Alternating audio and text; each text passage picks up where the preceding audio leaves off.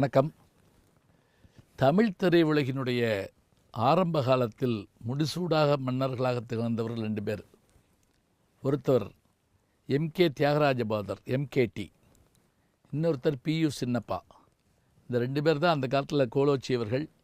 அதுக்கு பிறகு தான் எம்ஜிஆர், சிவாஜி, அதுக்கு பிறகு கமல், ரஜினி, அதுக்கு பிறகு இப்போ வரிசையாக நம்ம சொல்லிக்கிட்டே போகலாம். அப்படி 2 பேராக அஜித், விஜய், எப்படி வரிசையாக சொல்லலாம். இதில் பாகவதர் அவர்கள் 14 படங்களில் மட்டும் நடிச்சுட்டு அப்புறம் அவருடைய வாழ்க்கையில் ஏற்பட்ட சோதனை காரணமாக அவர் ஜெயிலுக்கு போக வேண்டிய சூழல் வந்தது.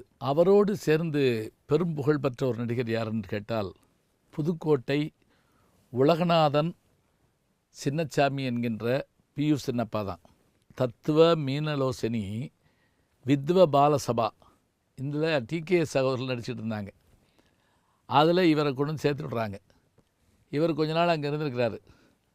அதில் தென்னை மரத்தில் ஏறி தேங்காய் பிடுங்கிற வேலையெல்லாம் இவர் தான் பண்ணுவாராம். யார் மரமாக இருந்தாலும் விறுவிறுன்னு ஏறி தேங்காய் பிடிங்கி போட்டு வரான். நிறைய தடவை டிகேஎஸ் இவங்ககிட்ட சங்கரதா சுவாமிகிட்ட பெரும்படி வாங்கியிருக்காரு. அப்புறம் அங்கேருந்து ஓடித்தாரான்.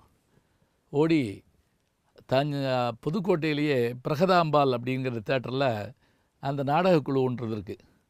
அந்த நாடகக்குழுவில் கொஞ்ச நாள் இருந்திருக்காரு. இவர் பாடுற குரல் கேட்டு அவங்க எல்லாம் ரொம்ப பெருமை அடைஞ்சு 15 ரூபா சம்பளத்துக்கு வச்சுக்கிட்டாங்க. அதே மாதிரி ஒரு பெண்மணி ஒரு நாடகக்குழு வச்சுருந்தாங்க. அதுலேயும் கொஞ்ச நாள் இருந்தார். பிறகு என்னாச்சுன்னா சென்னைக்கு ஓடி வந்தார். சென்னையில் இவர் நடித்த முதல் படம் என்ன அப்படின்னு பார்த்தீங்கன்னா சவுக்கடி சந்திரகாந்தா அப்படின்னு முதல் படம். அதில் சுண்டூர் இளவரசனாக ரொம்ப பிரமாதமான பெயர் பெற்றார். அடுத்து பஞ்சாப் கேசரி, அனாதை பெண் போன்ற படங்கள் நடித்தார். 1940 இவர் வாழ்க்கையில் ஒரு பெரிய மாற்றம் வந்தது. என்ன அப்படின்னா மாடர்ன் தேட்டர்ஸ் சிஆர் சுந்தரம் அவர்கள் இவருடைய தனித்திறமையை பார்த்து இவரை கதாநாயகனை போட்டு ஒரு படம் எடுத்தார். சாதாரணமான படம் இல்லைங்க, உத்தமபுத்திரன். ஆமாம், பின்னாடி சிவாஜி நடித்தார்ல, அதே படத்தை முதல் நடித்தது யாருன்னு கேட்டிங்கன்னா நம்முடைய பியு சின்னப்பா தான். ரெட்டை வேடத்தில் வாங்குன்னு வாங்கினார். அந்த படம் பயங்கர ஹிட்டாச்சு.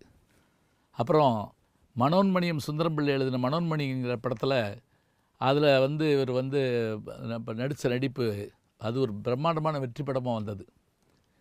அதுக்கு பிறகு பார்த்திங்கன்னா ரெட்டை வேடம் போட்ட இவர் மங்கையர்கரசிங்கிற படத்தில் 3 வேடம் போட்டு நடித்தார். அப்பா, மகன், பேரன். இந்த படத்தில் தான் காதல் கணிதசமேன்னு ஒரு பாட்டு, ரொம்ப பிரமாதமான பாட்டு. அந்த பாட்டு பாடாதவர்கள் மேடையில் யாருமே கிடையாது. இது தவிர ஜெகதல பிரதாபன்கிற ஒரு படத்தில் பிரதாபன் கேரக்டர் ஏற்று ஒரே நேரத்தில் 5 பேராக உட்காந்து 5 வகையான கருவி வாட்சி காமிச்சார். பின்னாடி திருவிளையாடல் படத்தில் சிவாஜி கணேசன் பாட்டும் நானே பாவும் நானே பாடுறதுக்கு இவர் தான் முன்னாடி காரணம். அதே போல் இவர் நடித்த ரத்தனகுமார்னு ஒரு படம். இந்த படமெல்லாம் நான் பார்த்துருக்குறேன். எனக்கு ரொம்ப ஆச்சரியம். நான் இந்த சின்ன கிராமத்து டூரிங் தரில் பார்த்துருக்கேன். ரத்தனகுமாரில் ஒரு சிறு கேரக்டரில் யார் நடிச்சிருப்பார்னு கேட்டிங்கன்னா அவர் புரட்சித்தலைவர் எம்ஜிஆர் நடிச்சிருப்பார். இவரை பிடிக்கக்கூடிய ஒரு கேரக்டராக. அதே மாதிரி எல்லோரும் நல்லவரைங்கிற பாட்டு அதில் ரொம்ப புகழ்பெற்ற பாட்டு. கிருஷ்ணபக்தி போலி பாகவதராக அந்த ஒரு கிளப்பியிருப்பார். ஒரு கதாகலட்சம் ஒன்று பண்ணுவார். அப்போ அதுக்கு இணையாக ஒன்று சொல்ல முடியாது. அதே மாதிரி அவர் நிறைய படங்கள் நடிச்சுட்டே வந்தார். இவருடைய வாழ்க்கையில் பெரிய மாற்றங்கள் நிறைய சம்பாதிச்சார். இவரோட நடித்த நடிகை சகுந்தலா என்கின்ற ஒரு பெண்மணியை திருமணம் பண்ணிக்கிட்டார். ராஜா பகதூர்னு அவங்க ஒரு பையன் உண்டு. அவர் கூட பின்னாடி கொஞ்ச நாள் சினிமாவில் நடித்தார். இந்த இதிலெல்லாம் கூட கரகாட்டக்காரன்னு கூட நடித்தார். அப்புறம் அவர் இல்லை, இப்போ நடிகர் இல்லை அவர். பியு சின்னப்பா அவர்கள் ஏதோ ஒரு சிக்கல் ஏற்பட்டு 35வது வயதில் அவர் மறைஞ்சு போகிறார். அவர் கடைசியாக நடித்த படம் என்னன்னு பார்த்திங்கன்னா 2 படம். அதில் வனசுந்தரின்னு ஒரு படம். அந்த படத்தில் டிஆர் ராஜகுமாரி இவர் நடிச்சிருப்பாங்க. அதே மாதிரி சுதர்சன் ஒரு படத்தில் நடித்தார். அந்த சுதர்சன் படம் இவர் இறந்த பிறகு வெளிவந்ததுமாங்க. 1951 இவர் இறந்துட்டார். இப்போ பாருங்கள், இவர் நடித்த கேரக்டரில் இப்போ புகழ்பெற்ற கேரக்டரில் இப்போ நடித்த பல பேர் பெரிய வேடமெல்லாம் ஏற்றாங்க. உத்தமபுத்திரன்லாம் சிவாஜி நடித்து பெரிய புகழ் பெற்றார். இவர் மட்டும் உயிரோடு இருந்திருந்தால் தமிழ் திரையினுடைய முடிசூடா மன்னனாக திகழ்ந்திருப்பார் என்பதில் ஐயமில்லை. ஏன்னா இவர் சிலம்பு சுற்றுற காட்சி படங்களில் மங்கையர்கரசி படத்தில் வரும். அதை பார்க்குறதுக்கு அந்த காலத்தில் ஜமீன்தார்கள் வண்டி கட்டி வருவாங்கன்னா அத்தனை பெருமையுடையவர். அப்படியான குரல் வளமுடையவர். பாடவும் நடிக்கவும் வசனம் பேசவும் சிலம்பு சண்டை, வாழ்வீச்சு போன்றவற்றையும் தெரிந்த ஒரே ஒரு நடிகர் யார் என்று கேட்டால் நம்முடைய பியு சின்னப்பா அவர்கள்தான்.